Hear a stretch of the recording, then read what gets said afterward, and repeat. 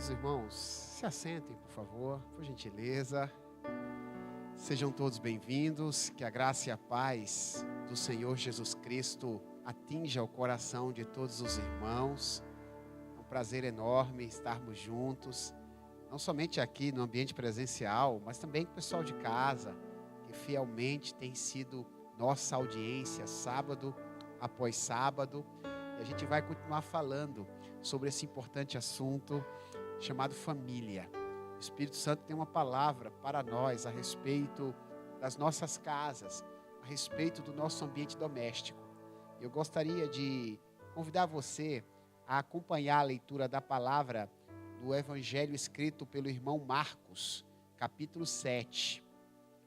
Você pode acompanhar na sua Bíblia de papel, no seu smartphone, ou então nas projeções que estarão sendo apresentadas aqui no templo e também no culto online.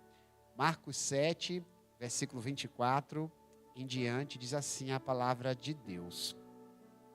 Levantando-se, partiu dali para as terras de Tiro e Sidom. Tendo entrado numa casa, queria que ninguém o soubesse.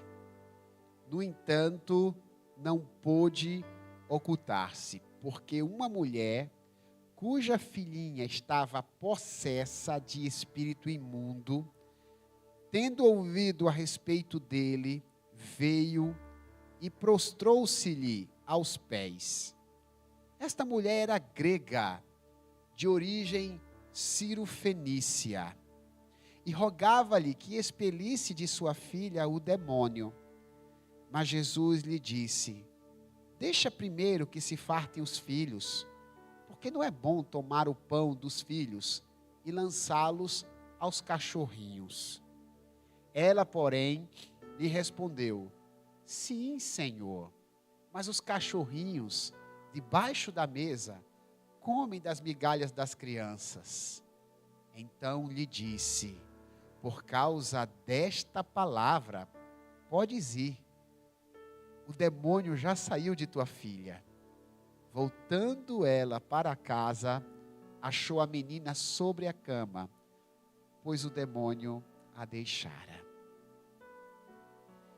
Meu irmão e minha irmã, você já teve a oportunidade de frequentar um lugar emocionalmente tóxico? Você já teve a oportunidade de estar presente num lugar opressor, cujo ambiente fosse desagradável, a ponto de você não se sentir bem? Você já viveu esse tipo de experiência ruim? Como alguns costumam dizer, de estar num local com as forças e energias negativas, uma espécie de ambiente sobrecarregado. Quando isso ocorre no ambiente doméstico, a situação é ainda mais grave, pois a família foi criada para ser um local de leveza e de paz. A mulher citada nesse texto de Marcos, capítulo 7, sofreu na pele esse tipo de situação. A sua casa estava oprimida e sobrecarregada por forças do mal.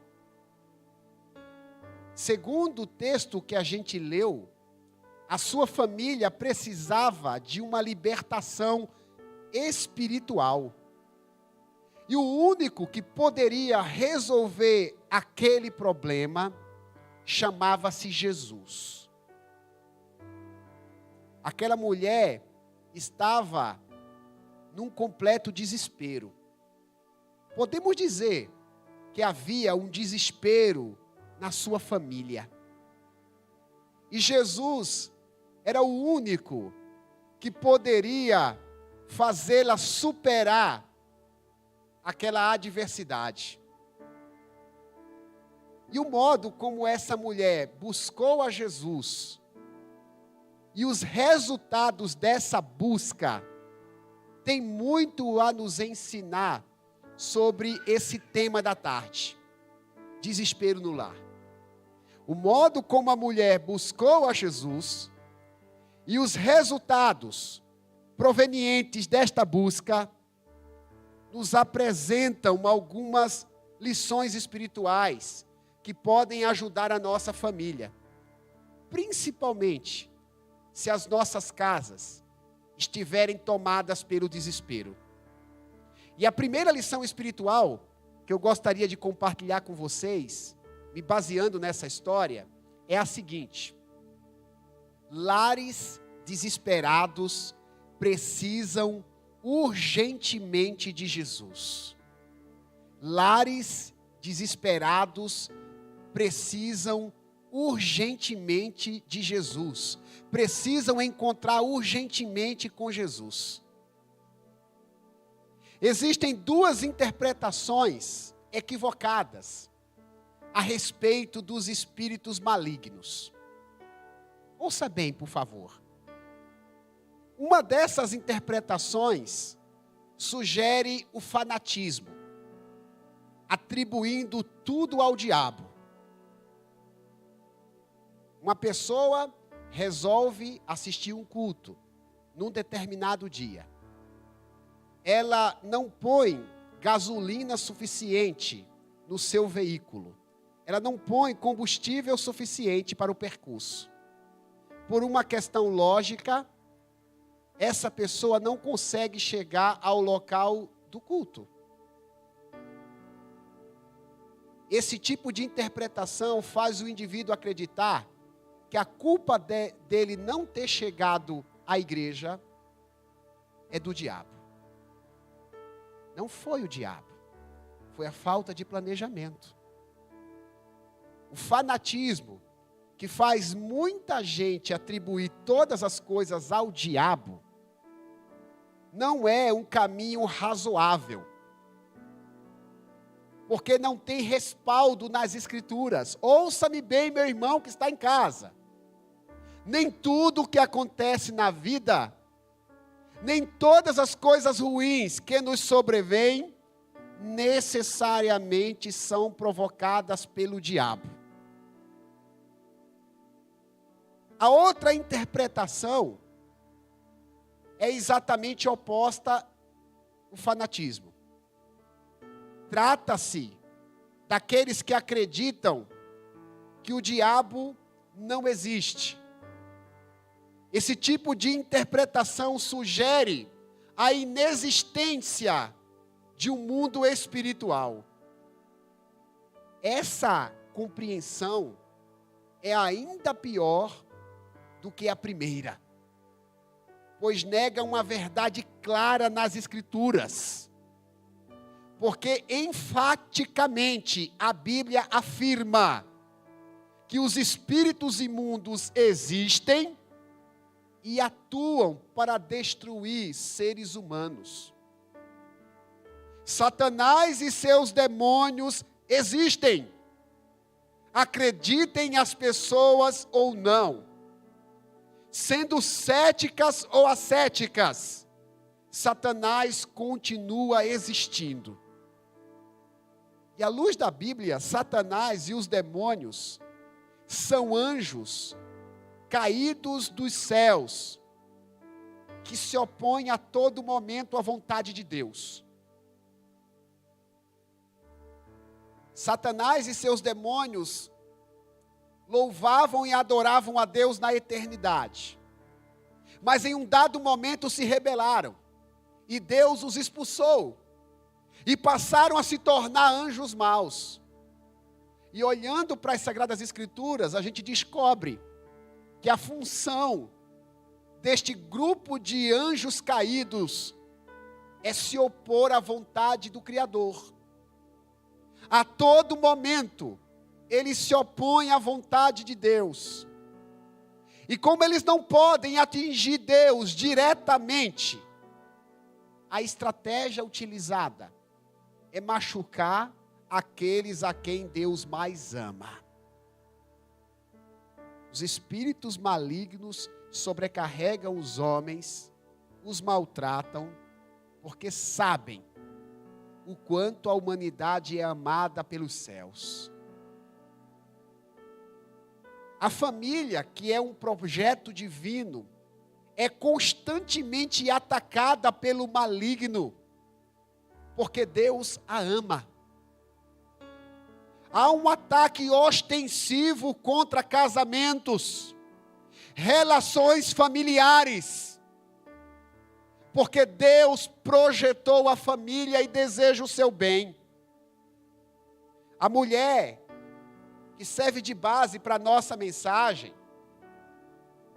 uma mulher cujo nome não é citado, mas sua história tem um alto grau de relevância para nós, é apresentada na Bíblia como alguém desesperado. Essa mulher estava desesperada por causa da possessão maligna da sua filha. A sua filha estava atormentada por demônios. Meus amados, eu não sei qual é o seu grau de conhecimento a respeito deste assunto, de coisas espirituais. Mas olhando para a Bíblia e para as experiências práticas, a gente pode imaginar o quanto esta menina sofria. Porque pessoas nessa condição de sobrecarga espiritual são tomadas por angústias, dores, insônia e desespero. Pessoas possessas não vivem em paz, têm a sua alma abatida e atormentada. Era exatamente assim que se encontrava essa criança. A situação dela era tão grave que a mãe a deixou em casa para procurar ajuda. Pense comigo, qual é a mãe que deixaria uma criança enferma em casa, se não fosse algo muito grave? Se não fosse o extremo da situação? Certamente ela tinha recorrido às outras alternativas que o seu tempo lhe sugeria, mas sem conseguir resolver o problema da sua menina, a criança é deixada em casa e a mãe sai desesperadamente para procurar ajuda. Segundo o texto que a gente leu, ela saiu ao encontro de Jesus. É curioso analisar os detalhes desta história, porque Cristo havia ido para a região onde essa mãe morava. Coincidentemente, nesse mesmo período de desespero familiar, Cristo estava visitando aquela região. Tratava-se das terras de Tiro e Sidom. Porém, o mestre não estava naquela região para atender pessoas. Veja que informação interessante. Jesus, embora sendo Deus, se humanizou. E como qualquer ser humano, Jesus visitava aquela região não para atender as pessoas. Pelo próprio texto, a sua intenção era um momento reservado com seus discípulos. Jesus estava acostumado a visitar lugares onde tinham judeus, que acreditavam na palavra de Deus, que acreditavam nas Escrituras, e davam ouvido às suas mensagens. Mas nesse momento Jesus foi a Tiro e Sidom, primariamente com o objetivo de se retirar. Talvez quisesse um pouco de sossego para conversar com seus amigos mais próximos. Talvez quisesse um período de descanso, porque sendo humano, precisava também de um fôlego, Ao contrário do que costumava fazer, Jesus estava na região de Tiro e Sidom para evitar multidões. Você já viveu momentos assim, de estar tão cansado, ou tão introspectivo, a ponto de evitar pessoas, de querer um momento de solitude, de querer um momento só para você? Era mais ou menos assim a situação de Jesus e seus discípulos em Tiro e Sidom. Eles estavam evitando multidões. E um fato ainda mais interessante é que Jesus havia pedido sigilo para aqueles que sabiam onde ele estava. Jesus pediu segredo. Não digam para ninguém aonde eu estou. Era muito importante para Jesus aquele momento de introspecção. Mas apesar de toda essa discrição, segundo a Bíblia, aquela mulher tomada pelo desespero conseguiu achar Jesus. Me permitam a expressão chula. Quem será que foi o X9? Quem será que disse onde estava Jesus? Jesus havia pedido sigilo, mas aquela mulher tinha descoberto o paradeiro do Salvador. A Bíblia não diz como ela o achou. Todavia é possível entender que a urgência espiritual da sua filha a fez superar todos os obstáculos. A fez construir um processo investigativo certeiro para que pudesse encontrar o Filho de Deus. Essa mulher, meus irmãos, nos ensina que quando queremos de fato, nada nos impede de buscar a Deus. Ouça bem isso. Quando de fato queremos, nenhum obstáculo nos impede de estar na presença do Senhor. Eu já disse em outro momento, eu gosto de repetir essa frase. Nós somos muito inteligentes para criar desculpas, para inventarmos pretextos, para não termos comunhão com Deus. Essa mulher, ela nos dá uma lição preciosa. Quando alguém quer buscar a Jesus, mesmo que este alguém enfrente qualquer tipo de obstáculo, nada o impede. Não importa as barreiras, se tivermos disposição, nós encontraremos Jesus.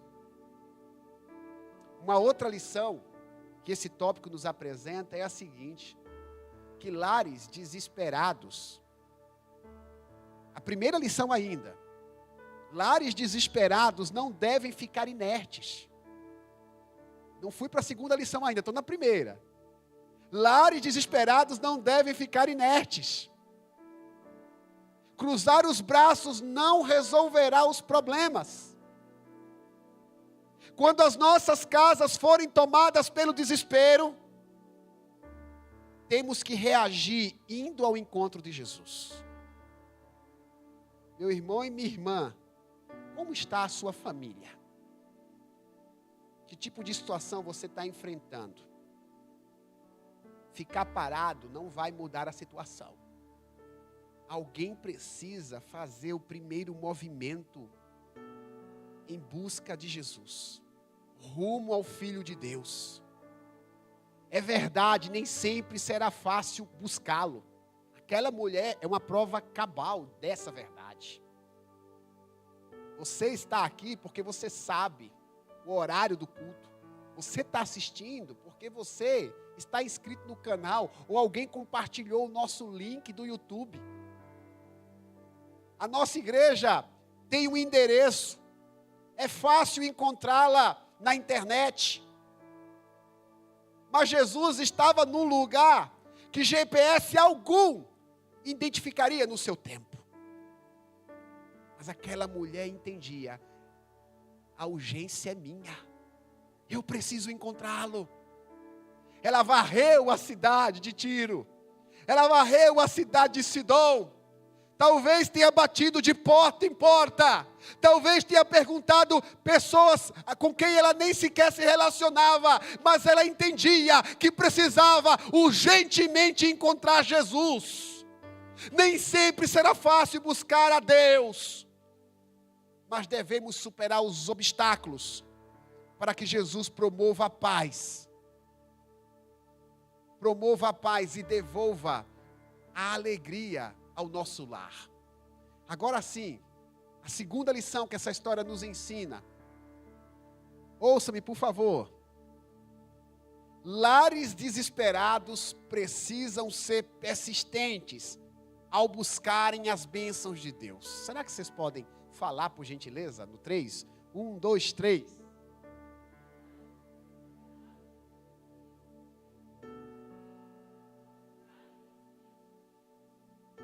Obrigado, muito obrigado, irmãos. O texto bíblico informa a nacionalidade dessa mulher. O nome dela não é citado. Não parece ser relevante aqui para o nosso crescimento espiritual. Mas a nacionalidade é citada. Marcos diz que se tratava de uma mulher grega. Uma mulher grega de origem cirofenícia. Ou seja, tratava-se de uma não judia. Os não-judeus, que na época também eram chamados de gentios ou pagãos, tinham hábitos completamente opostos à palavra do Senhor. Entenda bem, você vai compreender por que Marcos cita a nacionalidade desta mãe. Os gentios, não-judeus, pagãos, se opunham diretamente aos ensinos das Escrituras.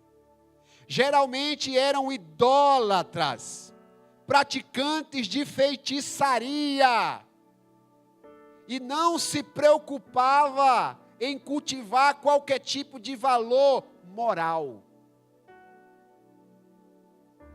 Os gentios, não-judeus, pagãos, como você queira chamar, faziam coisas que aborrecem a Deus.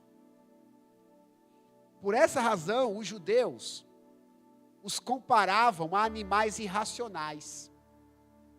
Um dos animais que servia de comparação para aquela gente era os cães. Era muito comum um judeu chamar o gentio de cão. Nesse contexto, aquela mulher sabia que não era digna de pedir algo a Jesus. Ela tinha completa compreensão que a sua vida não era condizente com aquilo que está nas escrituras judaicas. Jesus era um homem judeu. Jesus era um profeta judeu. Jesus era o Messias que veio dentre os judeus. Como essa mulher gentílica se sentiria confortável para pedir algo a ele, se a sua vida era completamente diferente daquilo que as escrituras judaicas orientavam? Apesar dessa vida torta, a mulher estava desesperada. O seu desespero é tão grande que mesmo com sua vida completamente errada, ela vai ao encontro de Jesus e apela para a sua compaixão. O texto diz que ela se prostra. Isso tem um significado espiritual tremendo. É uma representação de humildade, de dependência. Ela se prostra diante de Jesus. Estava acostumada a se prostrar diante de objetos. Estava acostumada a prestar culto a deuses pagãos. Ela se ajoelha diante de Jesus. Ela apela para a compaixão do Mestre. Quando Jesus é solicitado, a forma como Jesus a responde é pedagógica, tanto para ela quanto para nós. Porque Jesus Cristo, ele tem um jeito particular para atender a cada pessoa. Quando Jairo o procurou, em Marcos capítulo 5, Jesus foi para a casa de Jairo sem questionar. Jesus, sendo um psicólogo por excelência, entendia que a melhor maneira de ajudar a família de Jairo era dizendo sim ao seu pedido, de imediato. Mas Jesus, eu acabei de chamá-lo de psicólogo por excelência. Ele tem um jeito particular de tratar pessoa por pessoa. Não dá para dizer que o modo como Jesus trata o Wilbert é o mesmo modo que ele trata o Guilherme ou a Cláudia. O mesmo modo que ele trata a Sônia, que está lá no Recife nos assistindo. Jesus tem um modo particular de atender a cada pessoa. Com Jairo, Jesus escuta e vai para a casa do chefe da sinagoga para atender sua filhinha. Com essa mulher, Jesus não diz sim de imediato. Pelo contrário, Jesus diz: não é correto tirar o pão dos filhos e deitá-lo aos cachorrinhos. Meus irmãos, Cristo usa uma figura de linguagem que representava a forma como aquela mulher se via diante de Deus. Aquela mulher era conhecedora da cultura. Ela sabia que os judeus a consideravam assim, e ela, tudo indica no texto, que concordava com os judeus. Estava distante de Deus, o seu comportamento, a sua biografia, a sua vida. Jesus diz: olha, não é correto tirar o pão e deitá-lo aos cachorrinhos. Até essa maneira de Jesus usar o diminutivo nessa frase é tremenda, porque o judeu costumava chamar os gentios de cães ou cachorros. Jesus usa a expressão cachorrinho, denotando carinho, denotando ternura. Jesus diz: olha, não é correto tirar o pão dos filhos e deitá-lo aos cachorrinhos. Jesus não está desprezando a mulher. Jesus está provocando a sua fé. Todas as palavras de Jesus têm como intenção provocar fé no coração dos ouvintes. E Jesus, eu disse agora há pouco, ele tem um jeito particular de provocar fé em cada coração. Em alguns momentos, o não de Jesus vai provocar fé na tua alma. Em outros momentos, o sim dele vai provocar fé. Jesus, após dizer essas palavras, ele provoca uma reflexão na mãe desesperada, porque ela era alguém rebelde. A sua postura não permitiria que ela conhecesse a Deus por completo, porque o jeito que ela vivia é como se ela não conseguisse sentar à mesa para comer o pão por completo, usando uma metáfora aqui para entender a condição espiritual dela. O seu estilo de vida distanciava de Deus, de modo que ela não tinha como conhecer a Deus por completo. Tinha um pão à disposição, mas por conta das suas escolhas, ela estava se privando da porção completa. E Jesus diz: olha, não é correto tirar o pão e deitá-lo aos cachorrinhos. Irmãos, apesar dos erros, a mulher confiava muito em Jesus. Confiava tanto em Jesus, que disse uma frase célebre, que ficou marcada na Bíblia para ensinar os servos de Deus de todas as épocas. Ela não discorda de Jesus, mas ela diz assim: Senhor, mas os cachorrinhos comem das migalhas que caem da mesa dos filhos. Aquela mulher estava dizendo o seguinte, que o poder de Jesus é tão grande, que se ele tiver misericórdia, e oferecer algumas migalhas desse poder, será suficiente para libertar a sua filha das mãos de Satanás. Claro que o pão é muito mais substancial. É claro que o pão seria o ideal, mas aquela mulher está dizendo, já que eu não posso ter o pão por completo, deixa-me pelo menos comer as migalhas, porque a migalha, a migalha do teu poder, é mais poderosa do que qualquer outra coisa neste universo. Aquela mulher entendia que as migalhas do poder de Jesus libertariam a sua filha. Diante dessa persistência, a Bíblia diz que Cristo a abençoou e expulsou o demônio que atormentava o seu lar. Meus irmãos, Jesus, ele tem uma natureza que eu e você jamais teremos, mesmo depois de termos nossos corpos glorificados. Jesus é onipresente. Jesus diz assim para a mulher, olha, por causa desta palavra, pode voltar para casa, a sua menina já está liberta. Jesus estava ali, tratando a mãe, mas Jesus não tinha abandonado a menina. Que coisa tremenda! Jesus estava com a mãe e ao mesmo tempo com a filha. Eu e você não entendemos, porque isso contraria a ciência. Como pode uma mesma pessoa estar em dois lugares ao mesmo tempo, do ponto de vista pessoal, físico, corpóreo? Jesus estava. Jesus aqui, ele demonstra que o seu poder é tão grande que ele não se prende a métodos, porque via de regra Jesus expulsa demônios por meio da autoridade da sua palavra. Não que a autoridade da palavra de Deus não deva ser considerada, mas nesse texto, Jesus sequer usa a sua palavra, o demônio se submete à intenção do Filho de Deus. Jesus diz, pode voltar. Mulher, a tua fé, a tua palavra fez a sua filha ser liberta, pode voltar para casa. Aquela mulher foi persistente. A Bíblia diz que quando ela chegou em casa, a sua menina estava na cama. Irmãos, para a Bíblia dizer que a menina estava na cama, algo a Bíblia está nos ensinando. Pode ser que aquela menina ficasse inquieta.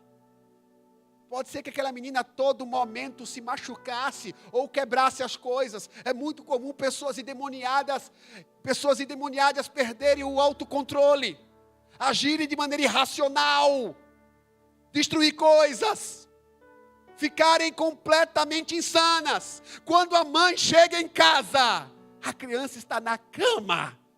A criança está sossegada, porque Jesus tinha libertado a criança do poder do mal. A persistência espiritual da mulher fez toda a diferença. Irmãos, as bênçãos de Jesus são preciosas demais para desistirmos delas. Às vezes eu e você teremos que enfrentar desprezo e humilhação das circunstâncias, ou até mesmo das pessoas que estão à nossa volta. Mas nós não devemos desistir, não devemos parar de lutar pelas bênçãos de Jesus. Se a sua família é importante, não desista, porque o poder e a misericórdia do Filho de Deus são grandes e farão toda a diferença no teu lar. Meus amados, Jesus não faz acepção de pessoas, nem muito menos acepção de famílias. Jesus, ele não tem preferência de sobrenome. Jesus, ele ama todas as famílias. Ele ama aquelas famílias certinhas. Ele ama aquelas famílias bagunçadas. Jesus deseja abençoar todas as famílias, ele não faz acepção. E assim como ele abençoou a casa da mulher grega, Sirofenícia, as nossas casas, sua casa, a minha casa, também podem ser abençoadas. Precisamos encontrar Jesus a todo custo. Custe o que custar, precisamos ir em direção a Jesus de forma perseverante, porque acredite, o Senhor saberá valorizar a nossa persistência. o Senhor saberá valorizar a sua fé. E certamente a sua casa será liberta e abençoada pelo Senhor. Quero convidar vocês a ficarem em pé, vocês estão aqui comigo, por gentileza. Eu vou orar pela sua família. Hoje o Espírito Santo fez a gente refletir sobre o problema espiritual que acontecia numa residência. A gente vive num período de exaltação à ciência de tal modo que as coisas espirituais parecem que vão se tornando banais. Coisas espirituais são reais, elas existem. Satanás tem sobrecarregado muitas famílias. Existem muitos problemas de natureza maligna assolando casamentos, comprometendo a relação entre irmãos, de modo que muitas casas se tornaram ambientes tóxicos. Talvez esse é o sentimento que você tem quando pisa em casa. Você não se sente bem. A tua casa te sobrecarrega emocionalmente. Acredite, não foi para isso que Deus construiu a sua família. Deus quer que a sua casa seja um lugar de aconchego.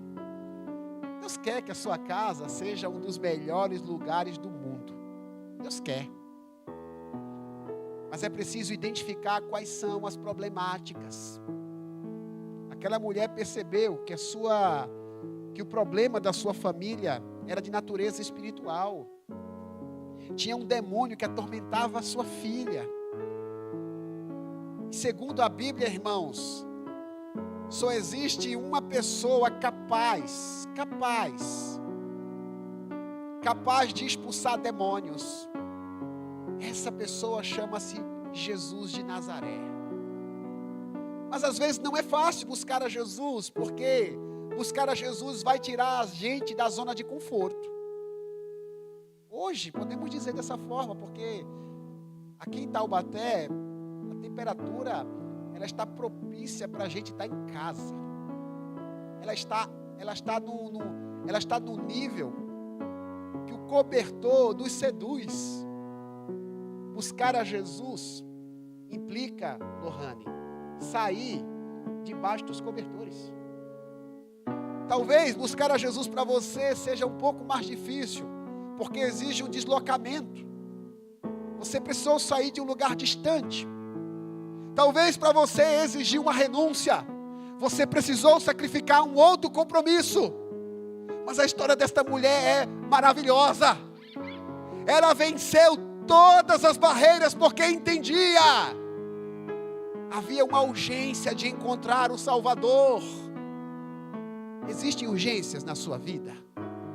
Existe urgência no seu lar, meu irmão que está em casa? Então é tempo de buscar o Salvador.